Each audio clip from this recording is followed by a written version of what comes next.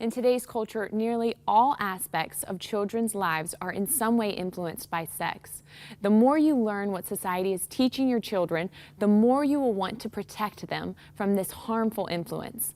I'm joined by Cliff Ford, an Ontario dad who single-handedly busted an internet sex ring after his daughter was targeted, and Peter John Mitchell from the Institute of Marriage and Family Canada.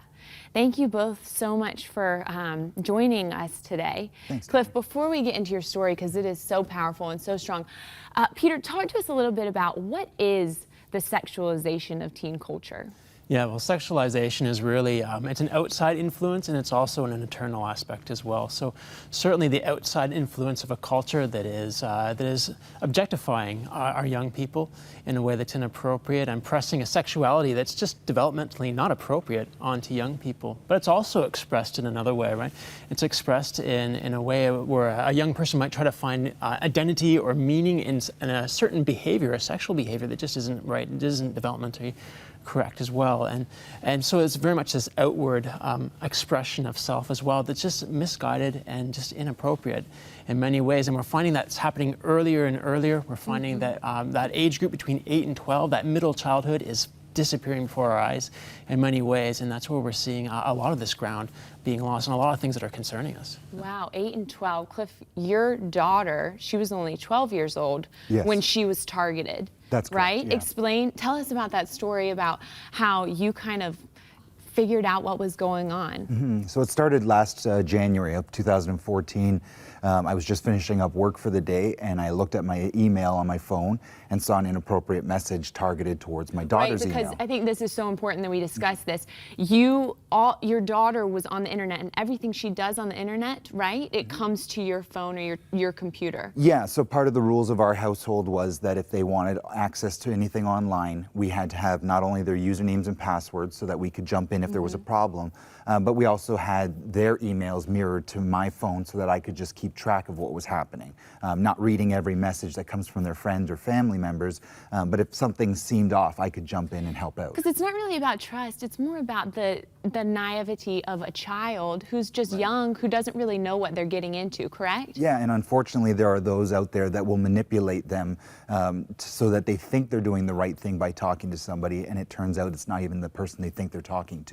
Right, okay, so tell me what you saw when you got this email to your phone. Well, the message was fairly simple. It was somebody was trying to encourage her to come back into a chat room to talk with him, and the subject line said, "Hey, sexy," so I knew instantly that there was something inappropriate happening. That's so disturbing. So what did you do? I instantly took over her accounts and made sure that the passwords were changed and that there was no way that this guy could continue to go after her. I then spent the next 3 days conversing with this person to find out exactly who he was, what his intentions were, and to put together a file that I could turn over to the police.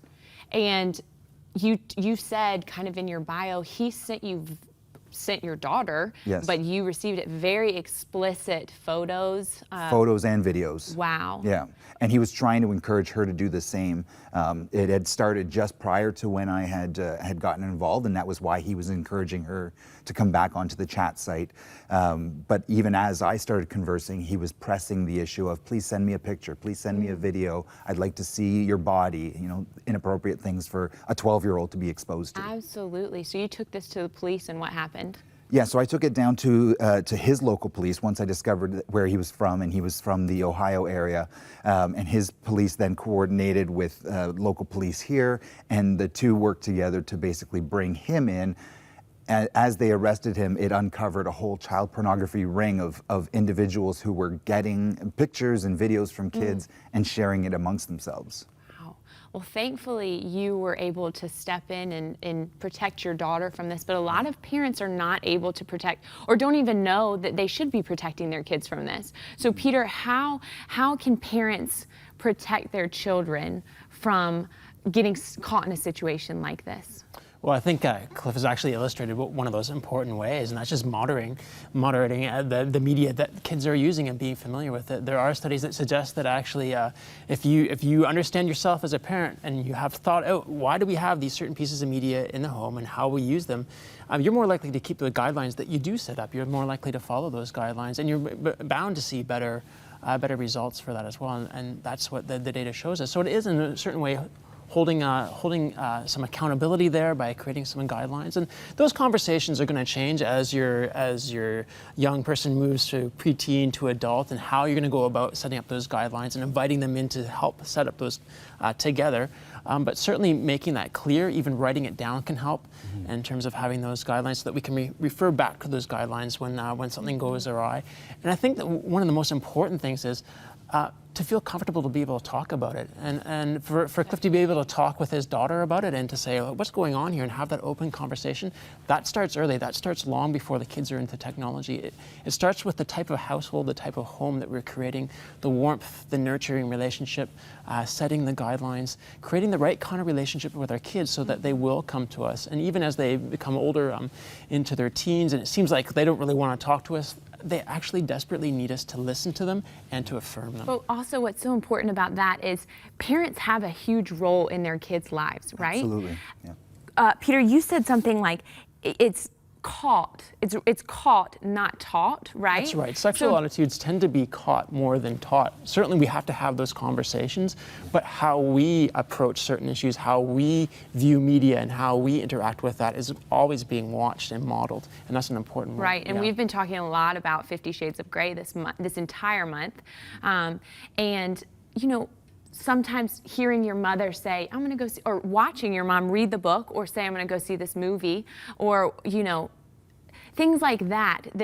kids are seeing. Are you very careful about doing things like that in front of your kids, you and your wife? Well, certainly I think, you know, kids and teens, they absorb a lot from the influence of their parents, but it's not just the parents. There's certainly a lot in the culture around us that is constantly bringing home a sexualized message to young, and particularly in young women, you know, seeing people that they want to aspire to be, and it's mainly about body image, it's mainly about their own sexuality, whereas, you know, and this is the conversation I have with both of my daughters, is at the age that they're at, don't worry about your sexuality and how you identify yourself. Figure out who you are as a person first. That'll come down the road in terms of understanding your own sexuality and what's appropriate, what's not appropriate. At this age, they shouldn't have to deal with that kind of an issue. They should be able to just enjoy life for what it is. Absolutely. And the media, I don't think people realize, it's infiltrating kids' lives in so many ways. I mean, you've got movies, you've got internet, you've got television. You said something, Peter, about how people don't even look at the TV anymore and think that it's a threat to their children, because it's just kind of, it's there. It just is. It is the forgotten element in the home. We're so concerned about internet-connected devices, and we're concerned about mobile devices that we forget that the TV also is an influence. And particularly with really young children, you know, the percentages of kids that have a TV in their room can be astounding when you start to look at it and think about it. So I think there's a couple of things that parents can do. One is to set those guidelines. One of the other things that we know is when parents are co-viewing television in various aspects, various media aspects, and be able to walk through and help young people identify, okay, what's the worldview here? What is the message here? What is this saying to us? And to remember that, as we've said, our kids are growing, they're maturing, their brains are developing, they're not fully mature yet. That aspect that calculates risk in the brain is still developing in young people, and so it's important to help them think through. When they see something that's hypersexualized, a pop star or whatever, we can kind of discern that. But as a kid, what are they thinking? How are they seeing this plastic sexuality? How do they understand that? And how does that relate to them? And how is that going to affect them later in life? Yeah. How did we get here? I mean, because when I was growing up, I remember when seeing the Brady Bunch couple in bed together for the first time was the first time that you saw something. So how have we progressed to get to where we are today? Well, certainly technology and the way that we're interconnected in this world has made it easier for these types of influences to come after our kids. You know, there's just the other day we were trying to count the number of different devices in our house that can somehow bring an internet feed in, and there was like 14 different devices in there. So we're just saturated by information, and information is out there. And really, as parents, we need to be, just like you were saying, we need to have that communication as a foundation, because at some point or another, no matter what we do, they're going to be exposed to something that either they don't understand or is unhealthy for them. And if you have that open communication, that safety net as a family, you know that you can actually approach the issue, ask the tough questions, and allow them to ask the tough questions of you as well. Absolutely. And so, Peter, when is enough going to be enough? I mean, are we just going to continue to get worse as time goes on? I don't know. I don't know what the future holds. I'm certainly looking back to that question of how do we get here. I think part of the aspect is that we are seeing in our society almost age islands. We're seeing older people form condo communities over here, and we have our young people here. And particularly, I think we've seen in youth culture, it's become very insular, and it's become very peer-to-peer oriented. And I think increasingly there seems to be an absence of adults in many places. And in fact, if we look at some of the surveys that have been done by the school boards of their students, we find that a large section of those kids say, there's nobody really at my school, there's no adult there that I would trust to go to in a time of trouble. That should be concerning to us, that there's this gap, that we're seeing youth culture become so insulated, so there's nobody there to help them interpret it, some of these sexualized images that are coming in. And that's why it's so important for families and for other adults to be building relationships with their kids and creating that line of communication that Cliff was just talking about. It's so critical, more than ever, I think, now.